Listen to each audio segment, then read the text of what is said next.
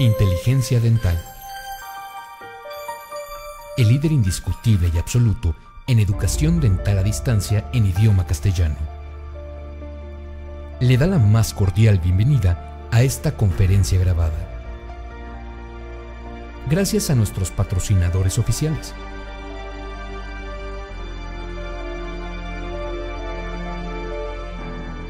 Le ofrecemos siempre un amplio abanico de temas útiles y de actualidad, entregados con alta calidad, por excelentes conferencistas.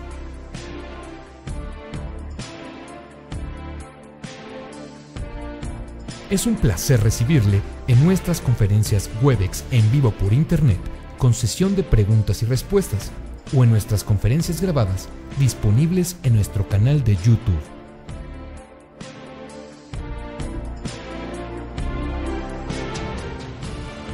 Sus sugerencias y comentarios son bienvenidos en promo@inteligenciadental.com. Por último, le invitamos a visitar nuestro website, en donde encontrará toda la información disponible: www.inteligenciadental.com. Que disfrute esta conferencia. Sean ustedes bienvenidos, bienvenidas a una conferencia más de la Facultad de Odontología de la UNAM.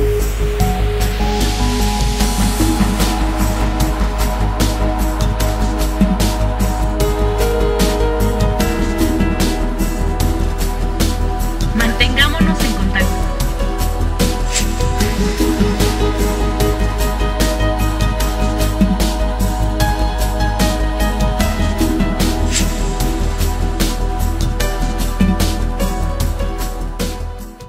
Sean ustedes nuevamente bienvenidos a la sala virtual de la Facultad de Odontología de la Universidad Nacional Autónoma de México. Es para mí un honor tenerlos y recibirlos en esta ocasión y presentarles a ustedes nuestra semana de Oral B News. Esperamos que todas estas conferencias sean del agrado de todos ustedes. Muchas gracias y nos veremos en la siguiente.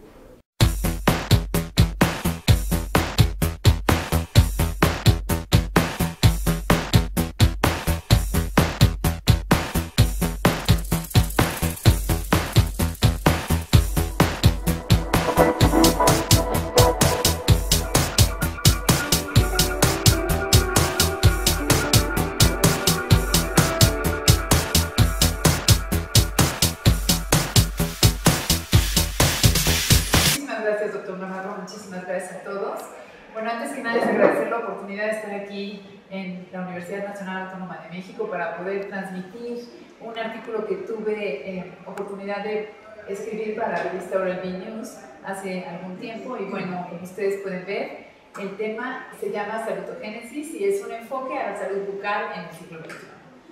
Para poder hablar de salutogénesis, bueno, quisiera primero empezar a hablar de la promoción de salud. Y promoción de salud es el proceso mediante el cual los individuos y las comunidades desarrollan un mayor control sobre los determinantes de la salud. Y esto es una definición de Domenech del año 2005. ¿Cómo inicia la promoción de salud? ¿Por qué se vuelve un tema importante para la comunidad mundial? Bueno, esto empieza con el informe Lalonde en 1974 en Canadá, donde él establece políticas de salud, dándose cuenta que los recursos que existían para ella en ocasiones no se empleaban de forma adecuada.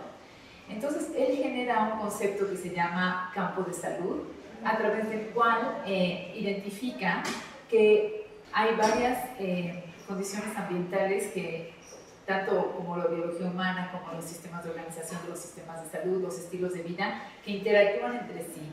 Entonces, esto significa una visión modificada de los problemas de salud y tiene 4 categorías a través de las cuales podemos ver que cualquier problema de salud puede ser causado por uno de los componentes o la combinación de ambos. De esta forma se integran a los problemas de salud cuestiones que en el pasado no se contemplaban como tal. Todo esto tiene una repercusión hacia 1978, después de este informe Lalonde, donde en Kazajistán se da la primera conferencia internacional sobre atención primaria a la salud. Y esto es importante porque ahí se definen las metas a alcanzar como salud para todos en el año 2000. Esto vamos a ver un poquito más adelante que es crucial porque aquí se crea ya lo que es el concepto de atención primaria a la salud. Y bueno, en Canadá, en Ottawa, en 1986, se lleva a cabo la primera conferencia internacional sobre promoción de salud, en la cual se da una definición a lo que es promoción de salud y se dice que es el proceso que permite a las personas incrementar el control sobre su salud para poder mejorarla. La Carta de Ottawa es el documento que deriva de esta conferencia internacional y es importantísima, haciéndose en 1986, ya que es el documento doctrinario, político y operacional más importante. Da a la comunidad el poder de transformar sus condiciones y determinantes de salud, a la vez que fortalece la acción comunitaria. Es decir, involucra a muchísima más gente que lo que podrían ser los sistemas de salud dependiendo de los gobiernos. Entonces, esto también involucra los entornos de vida y responsabiliza a toda la sociedad. Entonces, la promoción de salud es un componente de las políticas de salud que abarcan a toda la población, vincula a la gente con su entorno, a la elección personal con la responsabilidad social, a la política con la sociedad y, bueno, incluye a los gobiernos y también está encaminada hacia todas las causas de la salud. Ahora, cuando vemos la promoción de salud y la tratamos de equiparar con la prevención, pues vemos que la medicina preventiva de alguna manera requiere que haya mucha más gente asistencialmente involucrada y esto tiene un costo que repercute en los gobiernos y en la población. No así el campo de la medicina, de la promoción de salud que involucra a toda la población y es bastante menos oneroso. Cuando vemos todo esto y vemos qué ha pasado de 1986 en lo que, cuando se hizo la Carta de Ottawa y qué repercusión tuvo en la forma en la que se actúa, pues vemos que mucho se ha quedado en el papel y poco se ha llevado a cabo y la promoción de salud sigue siendo un área en la cual poco nos involucramos. ¿Por qué sucede esto? Bueno, porque a pesar de que se ha hecho esfuerzo y en 1983 se declaró a la salud bucal como una estrategia de salud para todos para el año 2000, y la Organización Mundial aprueba la promoción de salud bucal como parte integral de la salud del ser humano a partir del año 2000, vemos que en 1994 se estableció el Día Mundial de la Salud Bucal. ¿Por qué es importante esto? Bueno, porque la idea de que la salud bucal y la salud integral están relacionadas y que repercuten en la calidad de vida de los individuos es algo que viene tomando un lugar importante desde el año 2000, en el cual se vio que era parte de la salud integral del ser humano. Entonces, vemos que esto tiene que ver con todo el ámbito biopsicosocial de los individuos y que tiene repercusiones muy importantes en ello. Ahora, salud bucal significa mucho más que solamente tener dientes sanos, y esto lo dijo David Sackett, que fue el secretario de Salud en los Estados Unidos en el año 2000. Por lo tanto, una atención integral no puede obtenerse a menos de que la salud bucal esté tomada en cuenta y esté integrada en los conceptos de salud. También es importante ver que, bueno, a fines del siglo pasado, un concepto de medicina ya bastante viejo, que es el que la infección y la inflamación pueden tener repercusiones a distancia, reaparece como foco de infección.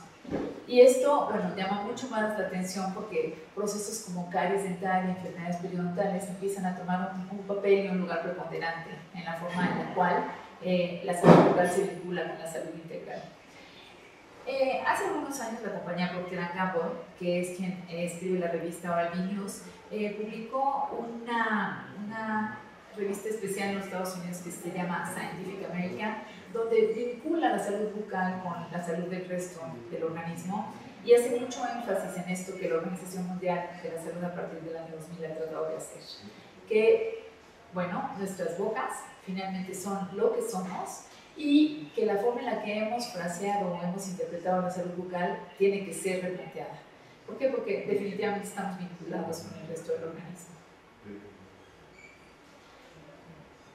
Y bueno, vemos que actualmente se sabe que hay estudios epidemiológicos que vinculan y asocian la salud bucal con problemas con diabetes, con la gestación, con embarazos que se terminan de forma prematura y con algunas otras condiciones que se encuentran presentes en estados de salud de los individuos.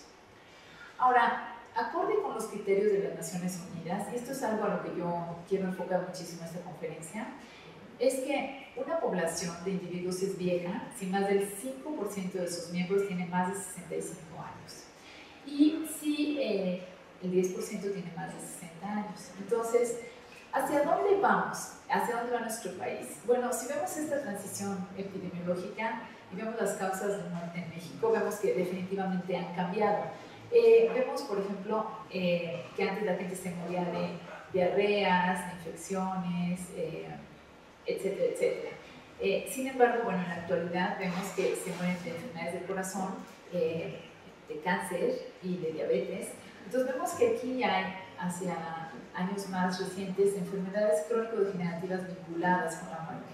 Y esto ha cambiado el perfil de los 50 para acá.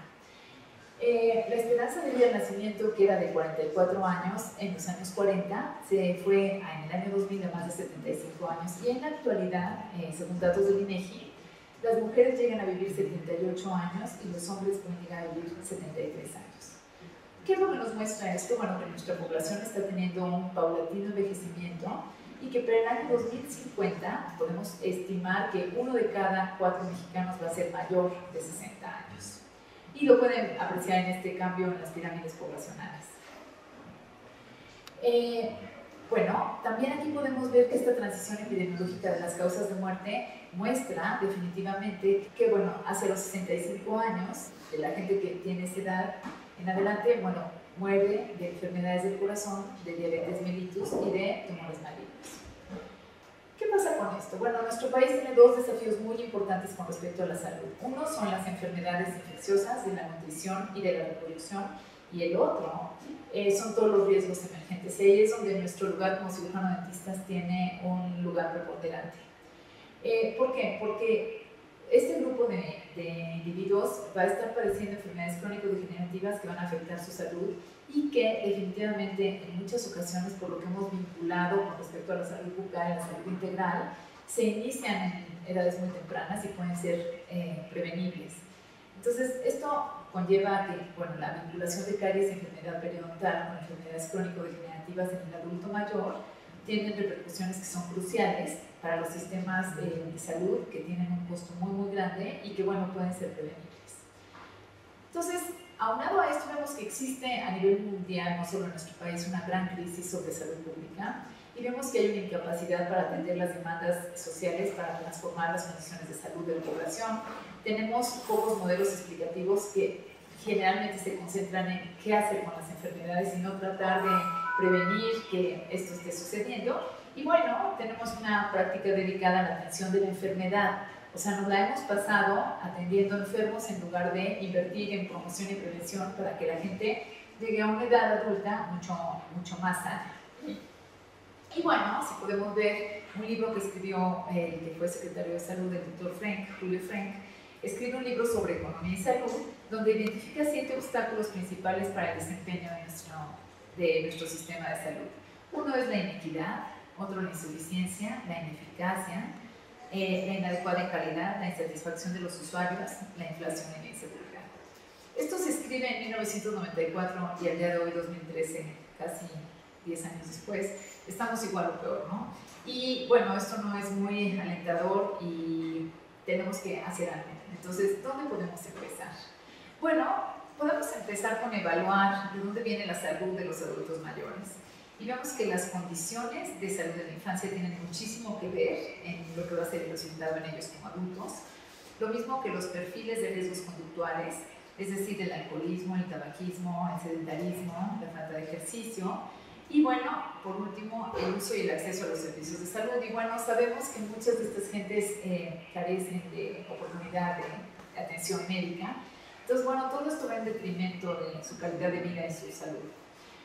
Y aquí vemos que, bueno, las condiciones de salud de la infancia alrededor del área, digo, de su estadio perinatal, del crecimiento y el desarrollo durante los primeros 5 años de vida, vemos que hay riesgos conductuales también, como ya mencioné, el tabaquismo, el alcoholismo, su régimen alimentario, la actividad física que desempeñan, y como ya mencioné también, los servicios de salud, que están muchas veces reflejados con el nivel socioeconómico de las personas y su participación en el mercado laboral.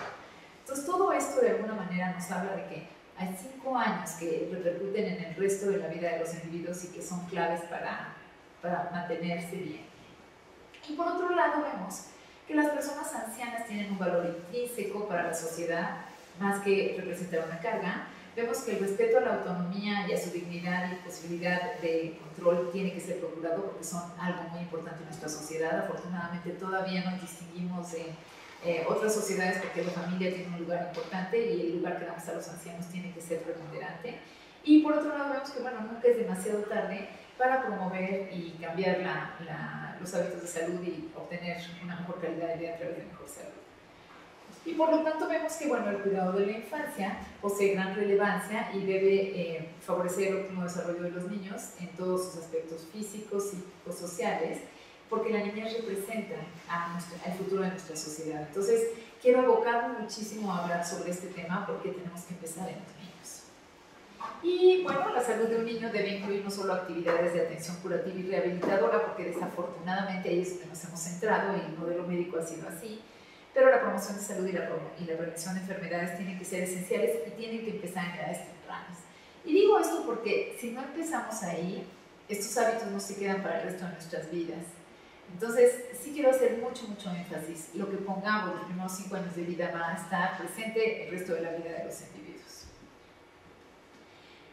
Nosotros como dentistas hablamos de que hacemos prevención, pero yo quisiera hablar un poquito sobre su definición y decir que prevención es la acción de prevenir, es decir, preparar con anticipación lo necesario para un fin. Es anticiparnos a una dificultad, prever un daño, avisar a alguien de algo.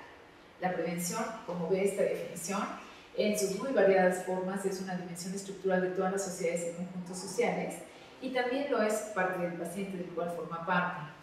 Y vemos que la medicina preventiva es una parte de la medicina encargada de la prevención de las enfermedades.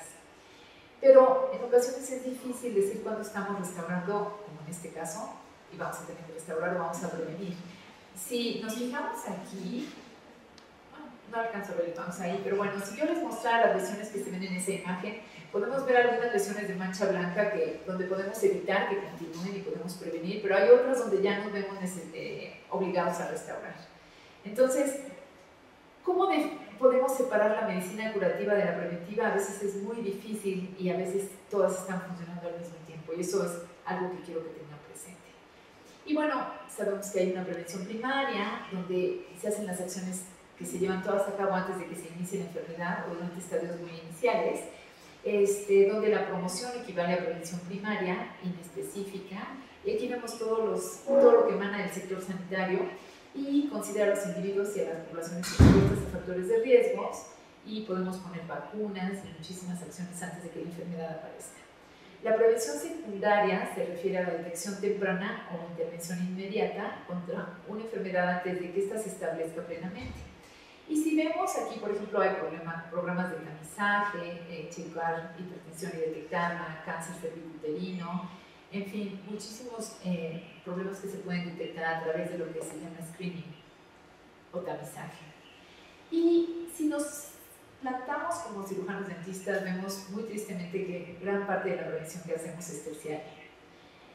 ¿Por qué? Porque la enfermedad ya está establecida, porque restaurar la salud es imperativo, porque ya se está perdiendo, porque hay un proceso de enfermedad, y tratamos de intentamos curar o paliar la enfermedad o los síntomas emanados de ella, y esto definitivamente actúa a través de la rehabilitación.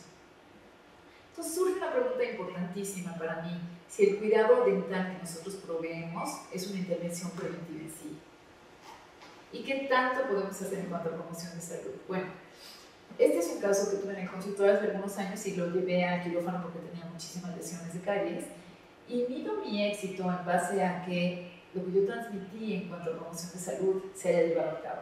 6 meses después regresa este chiquito con ese segundo molar, con una lesión blanca que ya cavitó en la parte anterior. Y bueno, es muy triste. ¿Por qué? Porque esto que pudo haber sido interventivo y a la vez preventivo continuó siendo un proceso de enfermedad que yo no pude interrumpir. Entonces, bueno, vemos que el sistema de salud ha tenido muchísima injerencia en nuestra población y ha tratado de hacer programas como el programa específico de salud bucal, que fue del 2007 al 2012, donde, bueno, promueve, previene y protege la salud bucal de la población para disminuir la carga económica que esto puede significar a los sistemas de salud y mejorar la calidad de vida de los individuos. Y vemos, esta es la carátula del programa específico 2007-2012 de salud bucal. En la actualidad tenemos el nuevo programa, que es Salud Bucal del Preescolar y Escolar, y es un programa muy amplio, basado en lo que la Organización Mundial de la Salud está sugiriendo: recomendar modificar el enfoque profesional que se centre en la enfermedad a un enfoque de prevención y promoción de salud, educando y teniendo autocuidado y enseñando esto desde etapas muy tempranas a los niños. Bueno, este programa tiene promoción, educación y prevención tanto para preescolares como para escolares, y hay acciones organizadas y sistemáticas, estrategias de concentración y coordinación, extensión de cobertura, participación social, capacitación permanente y comunicación social. Y esto todo lo hacemos junto con material didáctico y de promoción. Entonces, las grandes compañías que nos asisten como cirujanos dentistas tienen mucha injerencia en esto y están tratando de apoyar a los sistemas de salud para lograr esto. Sin embargo, pues es mucho lo que tenemos que hacer. Aún más, con el objetivo de lograr una generación sin caries en el 2030, se ha planteado la estrategia de niñas y niños libres de caries en México, y esto es a través de las escuelas libres de caries. Sin embargo, aunque esto se ha coordinado con la Secretaría de Educación Pública, vemos que tiene un serio problema. Lo que sucede es que estos programas de salud dejan fuera a la población infantil. ¿Por qué? Porque se enfoca en la atención dental a partir de los 3 años de edad, es decir, de edad preescolar, y excluye a un grupo que va de los recién nacidos al grupo de los 3 años. Ahora, cuando vemos esto es triste porque todos nuestros esfuerzos para evitar la transmisión de caries intraoral empiezan muy tarde. Es decir, los gobiernos y los sistemas de salud empiezan a trabajar en niños donde la enfermedad probablemente ya está establecida. Y esto tiene mucho que ver con la forma en la que se ha llevado a cabo la primera consulta dental. Hemos aprendido que lo que decían hace 100 años es que el cuidado debe de iniciar una vez que los dientes primarios están ya en boca completamente, entonces estamos hablando de casi los 3 años de edad. Los dentistas no deseaban, a lo mejor, o no querían, o no quieren, o no son capaces de examinar y atender a niños tan pequeños. A lo mejor económicamente en la actualidad esto no reditúa a la práctica, pero es un grupo que se ha quedado fuera y tenemos que entender que pueden ser vistos desde edades mucho más tempranas para tratar de evitar problemas, y que tanto las madres como los niños son sensibles a esto y es factible empezar mucho antes. La Academia Americana de Odontología Pediátrica dice que el examen inicial o la evaluación inicial debe ocurrir los primeros 6 meses posteriores a la erupción del primer diente primario y no más tarde del primer año de vida. Y esto es crucial. Ahorita vamos a ver por qué. La Asociación Europea de Odontología Pediátrica dice que el problema de caries se debe de abordar en los niños a través de asociaciones y de todos los grupos que tratan en odontología pediátrica, impulsando el programa que conocen como primer diente, primera visita. Esto, de alguna forma, tenemos que pasar. Ok, es importante porque la aparición del primer diente de leche es algo que llama muchísimo la atención de la familia. Y todo el mundo está en espera de este diente, tiene una connotación importante, va a poder comer ya por sí solo, va a poder comer cosas sólidas, las va a poder triturar con sus dientes. Entonces, tanto la familia como el médico familiar y todo el mundo está involucrado con esto y deberían estar mucho más presentes para poder brindar consejos preventivos al respecto.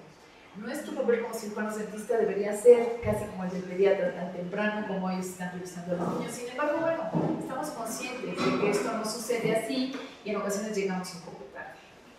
Pero es un hecho que el examen bucal, la guía anticipada, la promoción y educación preventiva, así como las intervenciones terapéuticas apropiadas, aumentan la probabilidad de que estos niños tengan una vida libre de caries, tengan una enfermedad prevenible, controlada y que puedan tener mejor calidad de vida y mejor salud. Cuando vemos este programa de arranque parejo en la vida, bueno, vemos que es una filosofía muy importante y que está tratando de brindar servicios de calidad a mujeres durante el embarazo, el parto y el puerperio. Atiende también a los recién nacidos desde su nacimiento hasta los 2 años de edad, entonces de alguna forma no estamos tan fuera y tan desvinculados de este grupo. Sin embargo, sí hay que poner muchísima atención y estar mucho más involucrados, porque este grupo de 2 a 3 años que se queda sin atención, porque el de arranque parejo ve de 0 a 2 años, el de 2 años a 3 años se queda fuera y el de salud bucal de la Secretaría de Salud empieza a los 3 años. Entonces, este grupo, ¿dónde queda? El de 2 añitos a 3. Pues queda sin ser visto de alguna forma, ¿no? Esperemos que todo lo que obtengan en ese programa de arranque parejo en cuanto a información preventiva pueda servir para que este grupo esté siendo visto. Sin embargo, bueno, nosotros tenemos la obligación de empezar antes, porque no quiero que me digan que alguien que tiene este tipo de lesiones y que conlleva dolor y sufrimiento el poder no alimentarse de forma óptima, puede tener el mismo arranque que un niño que tiene una boca sana. Entonces, bueno, ¿hacia dónde voy? A que la salud bucal del infante tiene que empezar mucho antes. Y empieza con una consulta bucal prenatal para los padres ofrecida por un dentista, porque el embarazo ofrece una oportunidad para educar a las mujeres en relación a su salud bucal y poderle decir cuán importante es su autocuidado para el futuro de su hijo. Y bueno, tiene que haber una dirección perinatal anticipada con una intervención temprana y donde demos asesoría en este periodo tan importante de gestación, que lo hagamos tanto los médicos, los dentistas, las enfermeras o cualquier persona involucrada con el desarrollo de un bebé. Y esto es importantísimo para asegurar no tanto la salud de la madre, sino también la del bebé que se está gestando, dar educación en salud bucal. ¿Por qué? Porque la madre gestante está muy abierta a recibir esta información y a beneficiarse en base a ello. Sabemos que la caries dental es una enfermedad en gran medida prevenible y la determinación de alto riesgo de caries en las mujeres gestantes tiene que ser primordial para evitar la transferencia de bacterias cariogénicas al hijo que va a nacer. Y a través de esto, bueno, mejorar las oportunidades de ese niño y de esa madre con una intervención preventiva. La colonización vertical de Streptococcus mutans de la madre al hijo está muy bien documentada en la literatura dental. Y sabemos que genotipos de Streptococcus mutans están presentes y son idénticos al de la madre en los niños en aproximadamente un 71% de los pares que están siendo evaluados. Es decir, las bacterias que colonizan la boca del recién nacido van a ser idénticas a las de la madre hasta en un 71% de los casos. Y si nosotros tomamos en cuenta esto, podemos evitar que esta colonización se dé de forma temprana y empecemos a tener problemas de caries en niños tan pequeños. Y viendo estas imágenes, yo me pregunto, ¿cómo es posible si nosotros no llegamos a tener acceso a ellos tan temprano, cosa que sí tienen los pediatras, no se puedan identificar lesiones como las que tiene este bebé en sus incisivos? Entonces, este tipo de caries de la infancia temprana tiene que ser diagnosticada pues, por los médicos y tenemos nosotros la responsabilidad de educarlos al respecto y decirles que tienen que estar como haciendo equipo con nosotros porque la salud o la revisión que deben hacer ellos tienen que empezar por los dientes y la boca del niño. Y bueno, también toco aquí que la norma oficial mexicana número 7, que habla de la atención de la mujer durante el embarazo, el parto y el puerperio, así como del recién nacido, que se hizo en 1995, tiene áreas importantes como la protección y el fomento de la lactancia materna exclusiva. Y habla de los riesgos derivados del uso del biberón y de las leches industrializadas, cosa que me parece excelente. También hay un área donde habla de cómo se maneja un niño que tiene bajo peso al nacer. Y aquí tenemos que buscar si estos bebés están vinculados con problemas periodontales en la madre, cosa que sabemos que ya se vincula en la actualidad. Y bueno, empezar a tomar medidas preventivas al respecto. La que sigue, bueno, también sabemos que ellos están muy al pendiente, según la norma del retraso mental, porque esto puede ser causado por el hipotiroidismo congénito, entonces, este retraso mental pues, juega un papel crucial y está supervisado en los bebés recién nacidos. También vemos que se califica el APGAR y se hace una valoración neurológica de los niños en el momento del nacimiento, y esto es importantísimo para ver cómo llegaron las condiciones de su nacimiento, cómo se les calificó y cómo se encuentran psicomotoramente. Y cuando hablamos de la promoción de la salud materno-infantil, bueno, dice que la promoción de salud debe llevarse a cabo en la comunidad y en la unidad de salud, en los sectores públicos y sociales, y en su caso a nivel privado. Pero aquí no habla nunca de que se valore el riesgo de caries de la madre. Y como ya comenté, esto es crucial y debería ser tomado en cuenta, porque esta norma tendría que contemplar esto. Entonces, bueno, a través de esto hago un llamado a los creadores de normas para tomar en cuenta este factor y tenerlo presente, porque mientras más eduquemos a quien esté involucrado con el nacimiento de un niño, con el riesgo a caries, enfermedad periodontal, mucho mejor va a ser las expectativas de ese niño a futuro.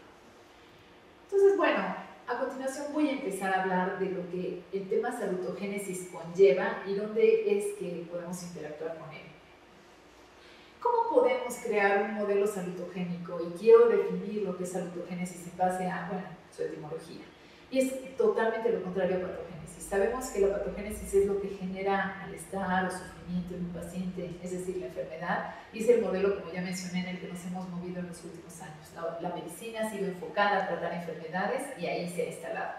La salutogénesis, como su nombre lo dice, y su raíz también lo define, pues busca lo que genera salud.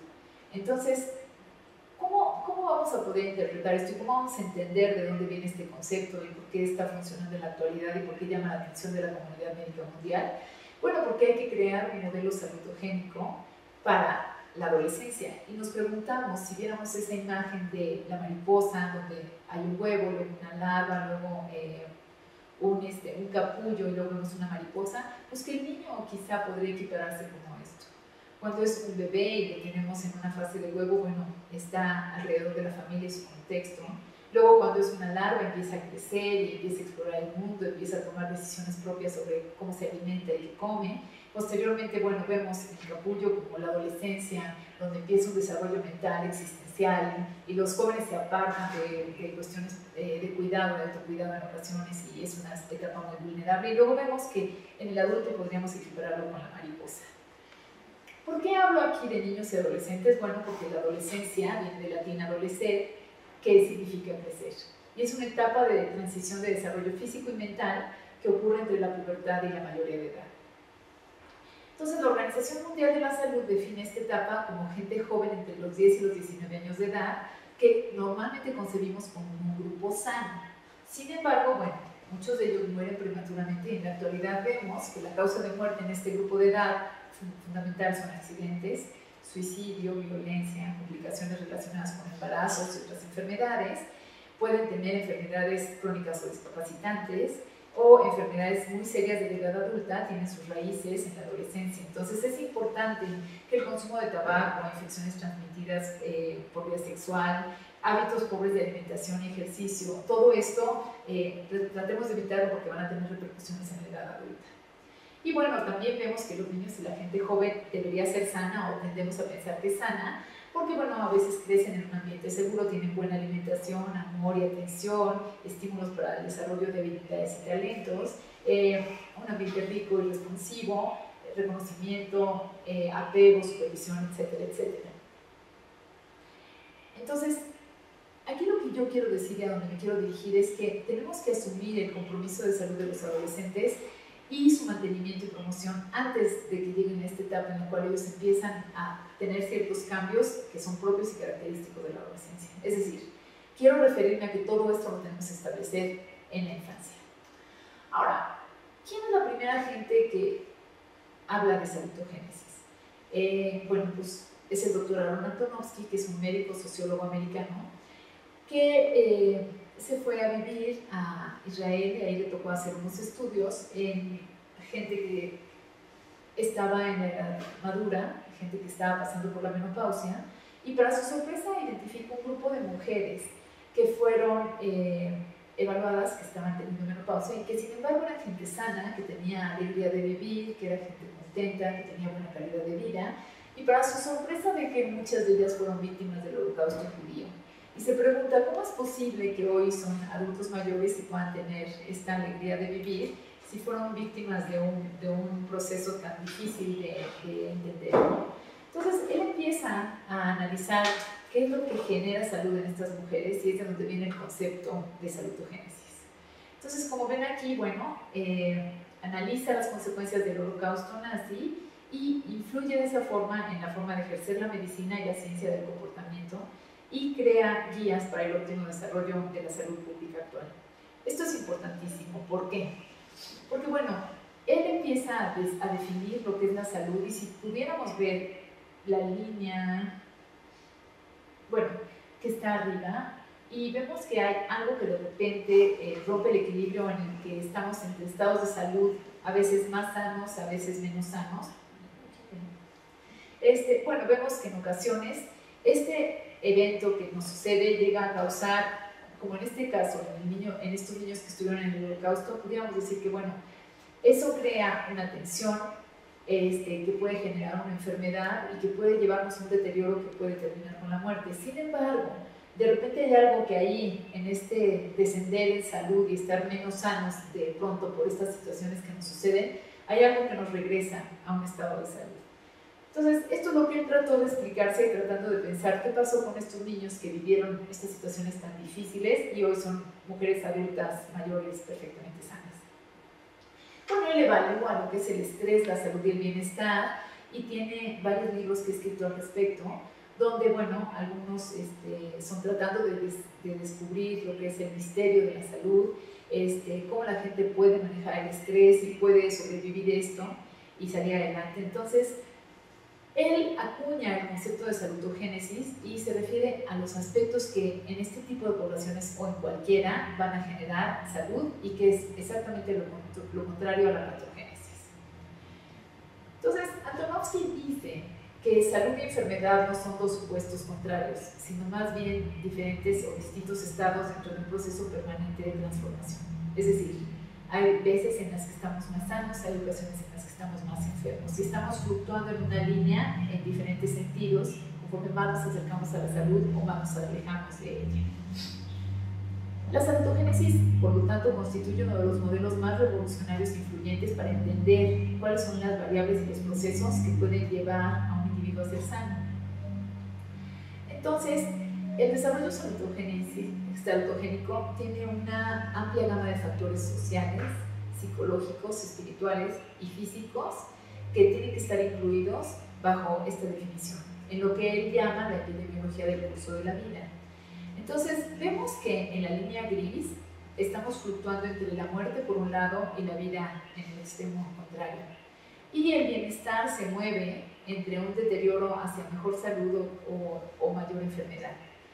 Y que, bueno, tenemos fuerzas vivas que nos regresan hacia la zona de bienestar y vida, que puede ser lo que se conoce como recursos generalizados de resistencia. Entre ellos está el sentido de coherencia, que deriva del significado de comprensión, administración y otros tratamientos, contra una línea roja, que es el déficit generalizado de resistencia, y ahí están las incapacidades, las enfermedades, el estrés, todo lo que puede ir en detrimento de la salud y que de alguna manera está tratando de llevar nuestro bienestar y calidad de vida hacia el extremo de enfermedad y muerte.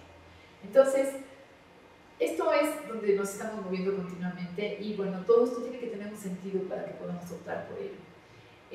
Cuando se ve esta gente víctima del Holocausto, bueno, pues algo había, que amaban tanto la vida que luchaban a pesar de tener condiciones deprimentes y muy tristes, ¿no? Y en la actualidad no podemos extrapolar a situaciones que vemos en nuestro México, en condiciones de salud o de pobreza extrema, donde la gente, a pesar de no tener recursos, es sana.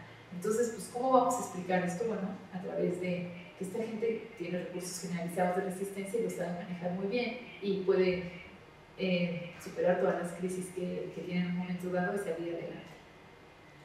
Entonces, bueno, vemos que enfocar la promoción de salud sobre salud y no sobre enfermedad es algo que es viable y por lo tanto se hace una gran énfasis en esto para llevar a cabo investigación y saber qué es lo que está pasando. Entonces, bueno, si vemos el curso vital, vemos que tenemos determinantes ambientales de la salud, vemos que hay un área individual, mental, social, el medio ambiente en el que nos desarrollamos y el área física, las cosas con las que vivamos. Vemos que hay factores de riesgo, que hay enfermedad, que hay una salud positiva, que contamos con recursos. Entonces vemos que la promoción de salud es viable en base a la salud positiva y a los recursos con los que contamos. Y los factores de riesgo se pueden evitar a través de la protección. Con la prevención podemos intervenir cuando se esté estableciendo una enfermedad y podemos evitar que continúe. Y cuando ya hay enfermedad, bueno, tenemos que dar cuidado y atención médica, porque esto nos puede llevar a la patogénesis y continuar hacia un proceso dañino y deleitorio de la persona. Entonces vemos que hay factores desencadenantes de promoción de salud, como pueden ser factores cruciales, como pueden ser los ingresos económicos, la crianza, la educación y el trabajo. Vemos que hay factores biológicos, como psicológicos, sociales, existenciales, factores ambientales, y esto redunda y resulta en buena salud. Entonces, hay que buscar ese tipo de factores para que el resultado sea buena salud y calidad de vida. Los que tenemos que evitar son factores del entorno como bajos ingresos, mala crianza, falta de educación, falta de trabajo o mal trabajo, comportamiento como tabaco, sedentarismo, dieta, drogas y otros estilos de vida, y riesgos biológicos como hipertensión, colesterol, diabetes, embarazos prematuros, VIH, y porque todo esto puede resultar en enfermedad y muerte. Entonces, cuando Antonovsky lanza esto y llama la atención de la literatura médica, utiliza metafóricamente un río y compara el punto de vista patogénico con la perspectiva salutogénica. Entonces, él dice que el río representa la vida y que tiene arroyos que tienen corrientes tranquilas, pero también en ciertas áreas se vuelven peligrosas, hay torbellinos, remolinos, y la gente puede ahogarse en algún área de ese río, o sea, la vida es así. Entonces, cuando vemos lo que él se pregunta, ¿qué condiciones determinan que una persona tenga la habilidad de estar en este río y nadar bien? ¿Por qué? Porque esos niños del Holocausto de alguna manera les tocó vivir y sin embargo en el río de la vida, que es su vida, supieron en esa etapa nadar bien y no ahogarse y salir adelante y seguir y llegar a áreas más tranquilas y mansas del río. Entonces, aquí se pregunta, ¿qué condiciones determinan que una persona tenga la habilidad de nadar bien, independientemente de la zona del río donde esté? Porque puede estar plácidamente en un remanso de agua o puede entrar de repente en un remolino y tener el riesgo de ahogarse, sin embargo sabe nadar bien. Entonces él lo enfoca un poco así. Su objetivo no se centra en salvar a las personas, sino en conseguir que naden bien, para no ser arrastradas por la corriente. Entonces, si lo vemos desde el enfoque patogénico, bueno, pues nosotros nos caemos al río y de repente pues vamos muy tranquilos nadando, pero entramos en un remolino, luego llegamos a una catarata y esta inevitablemente nos lleva a matarnos, ¿no? Entonces, si patogénicamente viéramos cómo es y ha sido vista la enfermedad, que va en detrimento hasta que eventualmente morimos, pues eso sería, ¿no? Entonces, el enfoque patogénico lo que quiere hacer pues es rescatar a la gente del río para que no continúe en ese camino hacia la catarata y eventualmente muera. Entonces, ¿qué es lo que requiere? Pues requiere muchísima gente para poder ir a salvar a estas personas y gente capacitada para que pueda restablecerle la salud y podamos regresar a un estado de balance. Esto es un gráfico que hace el Dr. Lindstrom tratando de ejemplificar lo que es la salud en el río de la vida. Y si vemos, la flecha nos lleva hacia la salutogénesis, que lo que conlleva es calidad de vida y bienestar. Entonces vemos diferentes áreas como hasta arriba, la promoción, luego la educación de la salud, la prevención, la protección y al final la atención curativa, antes de morir. Entonces, bueno, en un artículo que escribe Mónica Erickson y Lindstrom al respecto de esto, hacen una metáfora donde utilizan el río del que habla Antonovsky, y vemos que en la parte más baja está la muerte por enfermedad, porque caímos en la cascada y inevitablemente nuestro proceso de enfermedad fue deteriorándonos tanto que fue imposible no morir. Después más arriba vemos la protección, la prevención, la educación para la salud y la promoción, y todo esto con una flecha hacia la derecha que iría en contra de la corriente del río al cual caímos. De alguna forma todos estamos en el río y pues tenemos que optar por nadar contra corriente para no dejarnos llevar por ella y acabar muriendo.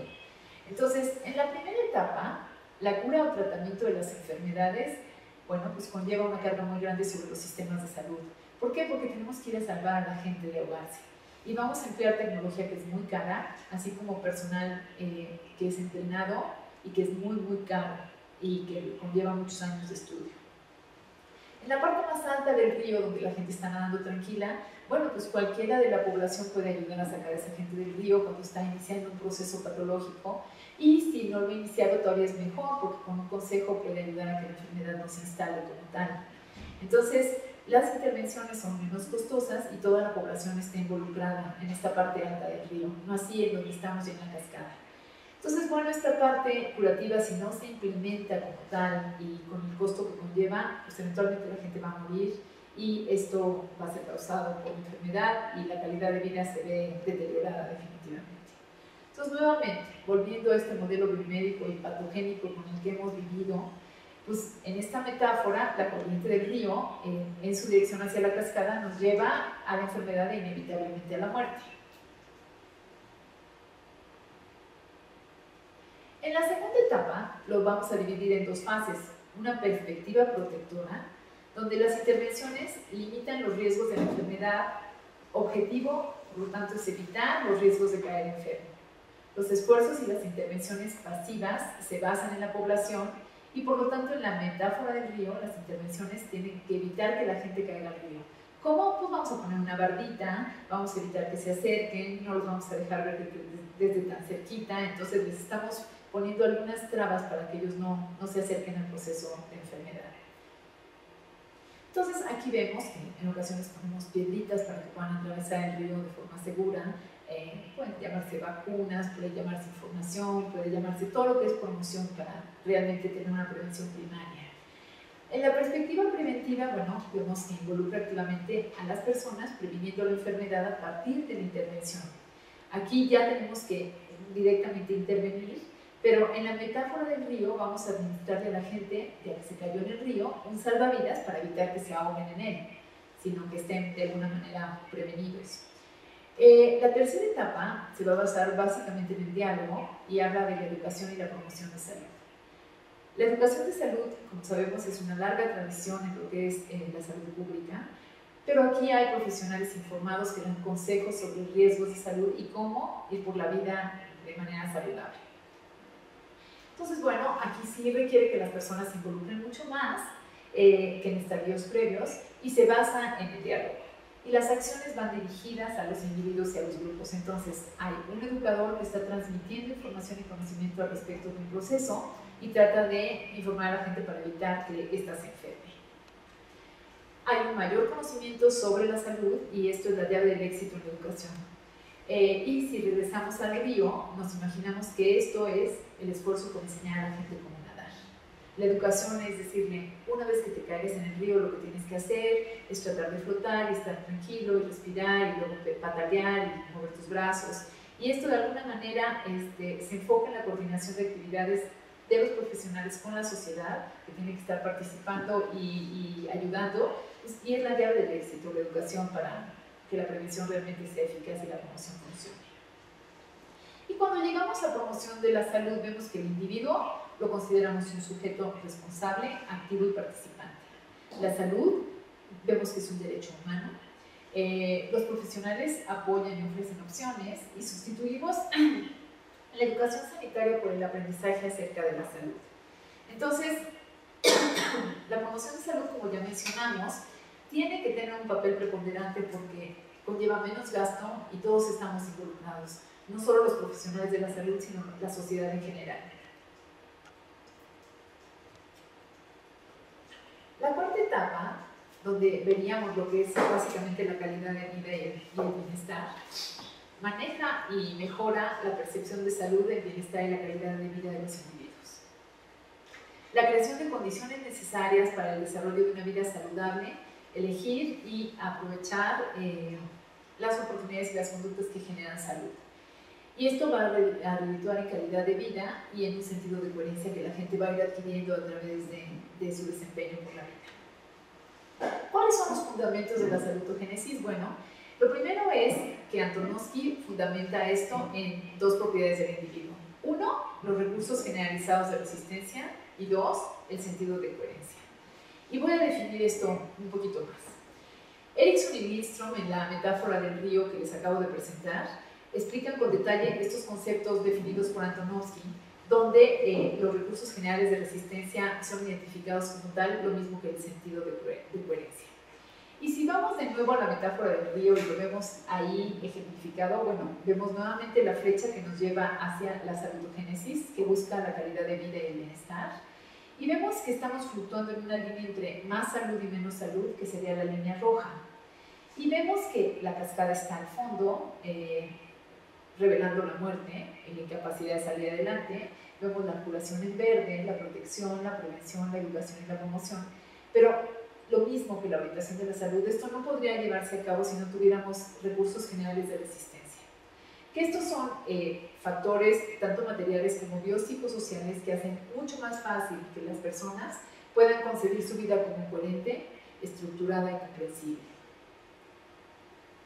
Y bueno, si nos vamos a los ejemplos de recursos generalizados de resistencia, vemos que Uno de ellos puede ser el dinero, pero no necesariamente, porque como les comentaba, puede haber gente que tiene escasos recursos económicos y sin embargo se mantiene sana, es feliz, es alegre, tiene cosas que hacer, disfruta de la vida, puede tolerar con muchísima más facilidad las cuestiones que puedan ser frustrantes. Es decir, su tolerancia a la frustración es mucho más alta que gente que posee recursos inagotables económicos, ¿no? Entonces, esto se trata no solo de saber que los tenemos, sino poderlos utilizar de forma apropiada. También vemos que hay la autoestima, los hábitos saludables, el compromiso, el apoyo social. El capital cultural tiene un papel importantísimo en esto, o sea, lo que es la familia, lo que es el grupo social al que pertenecemos, la inteligencia, las tradiciones y sobre todo la percepción de vida. Y a todo esto se le llama activos para la salud. Entonces, estos pueden definirse como cualquier factor que maximiza las oportunidades de los individuos y las comunidades para obtener y mantener su bienestar y su salud. Entonces, dentro de los esquemas para la salud, en un esquema original hecho por el doctor Lindstrom, bueno, vemos que está involucrando todo lo que conocemos como capital social, capital cultural, calidad de vida, resiliencia, conectividad, el florecer, la interdisciplinaridad, el sentido de coherencia, el optimismo, todos los recursos que de alguna manera están contenidos bajo esta sombrilla tan grande. Y los resultados en salud es que, bueno, conforme vamos teniendo conductas saludables, manejamos el estrés de forma apropiada, nuestras experiencias de vida las hacemos positivas y favorables, y tenemos enfermedades crónicas no degenerativas de las cuales logramos salir adelante, vemos que pues, nuestro sentido de coherencia va siendo mucho más alto, estamos como más fundamentados, como mucho más consolidados, y esto de alguna forma le agrega años a la vida. ¿Por qué? Porque vamos a tener una vida mucho más larga, pero no solo conlleva eso, sino agregar vida a los años. Y esto va a resultar en bienestar, salud mental, percepción de la salud y calidad de vida.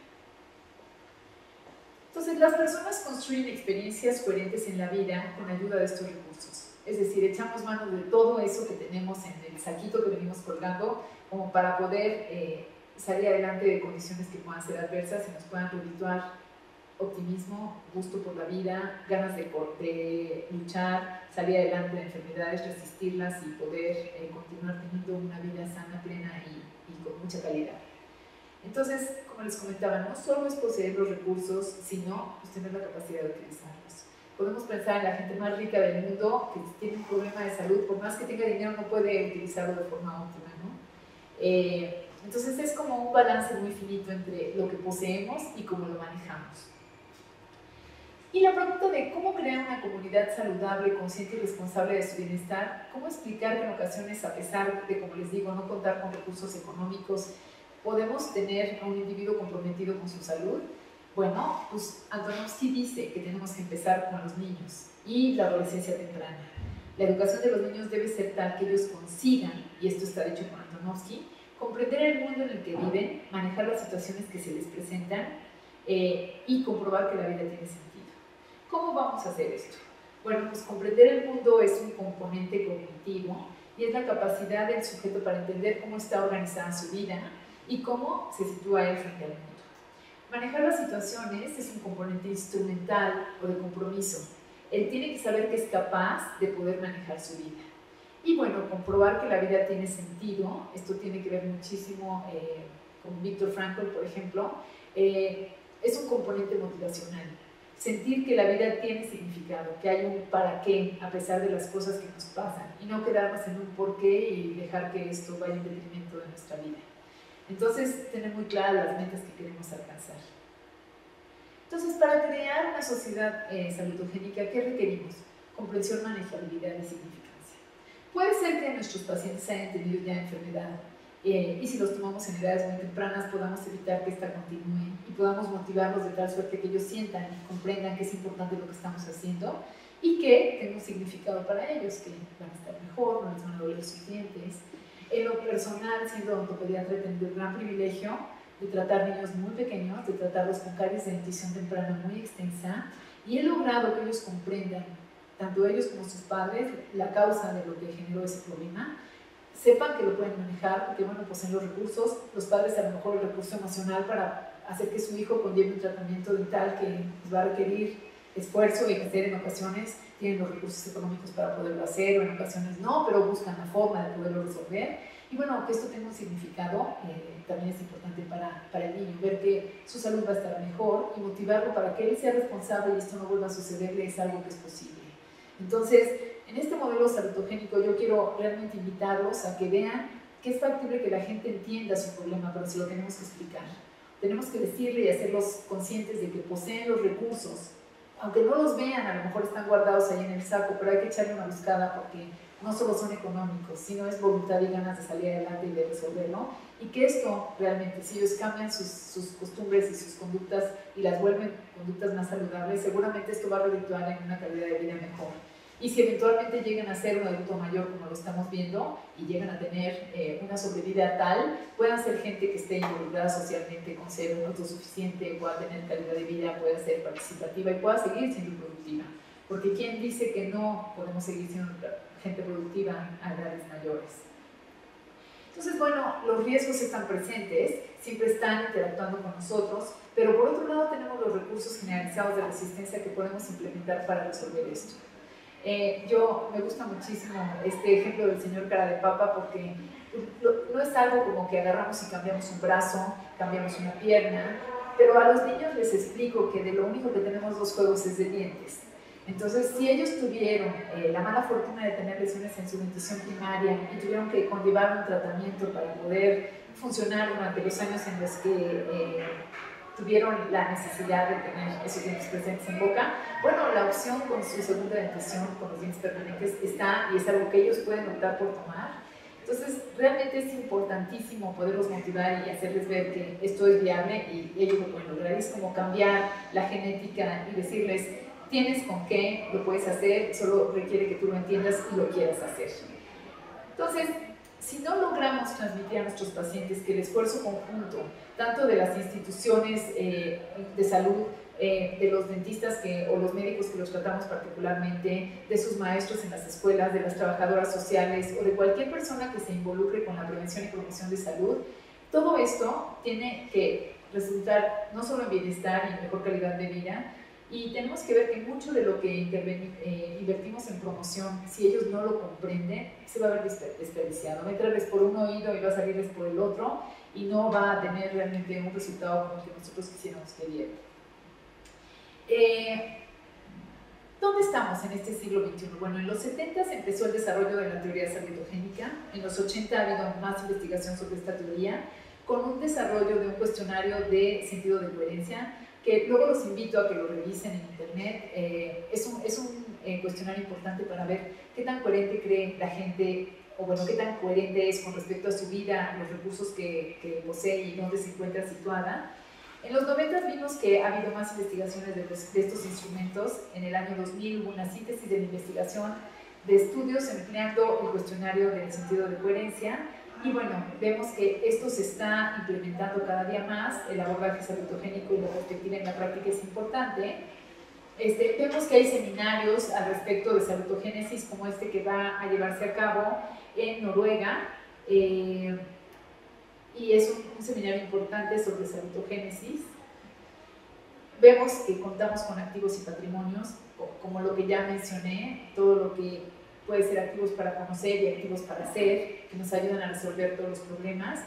Y dentro de los modelos de activos para la salud vemos lo que es salutogénesis, autoeficacia, satisfacción en la vida, optimismo, recursos, pensamiento constructivo, inteligencia emocional, adaptación, capital social, apoyo social, orientación de la realidad, actualización, esperanza, bienestar espiritual y resiliencia.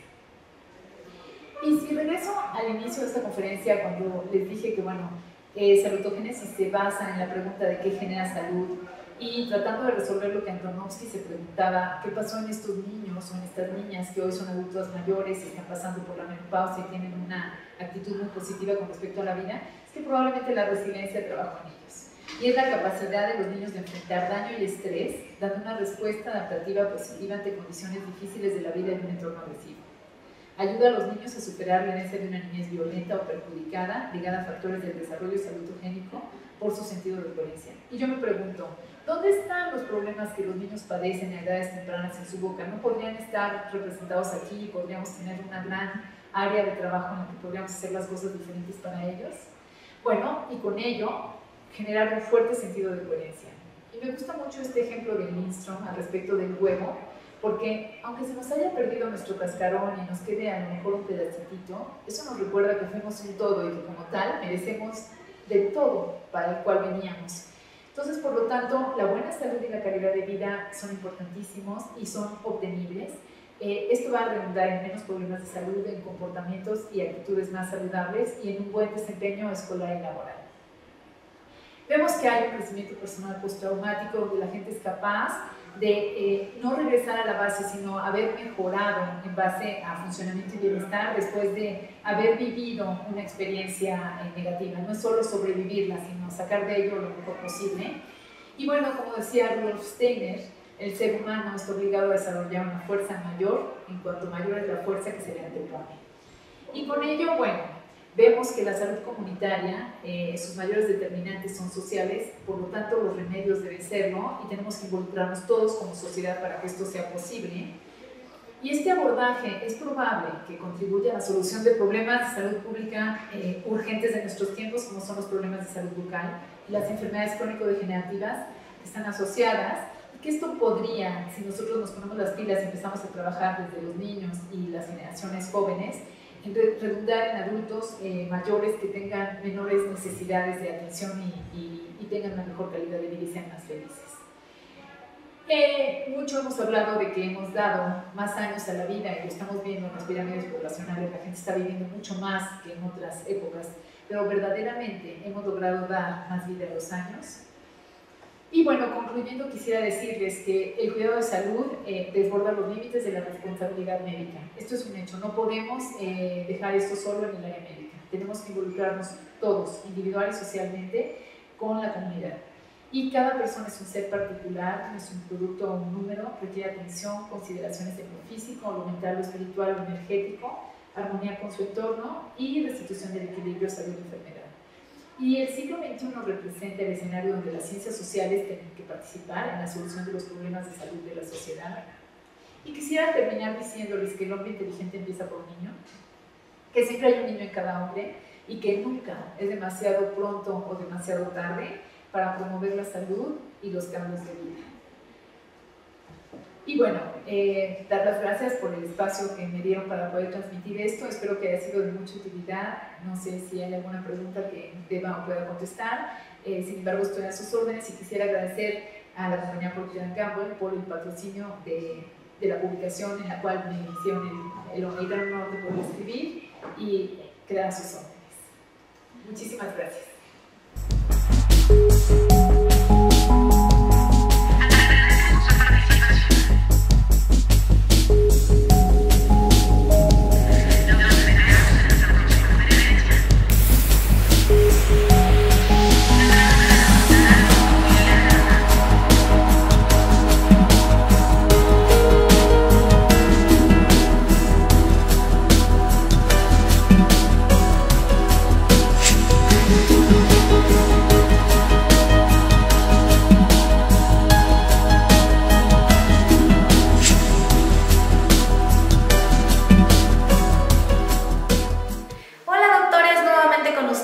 Agradeciendo su presencia y participación en esta semana educativa de la revista Oral B News. Contamos con escritores en nuestra revista, autores que han participado y estamos muy complacidos con su presencia. Por favor, síganos en las próximas ediciones que tendremos, que es completamente gratuita y por supuesto está diseñada para trabajar en conjunto con su profesión y en beneficio de sus pacientes y por supuesto de ustedes. Muchas gracias.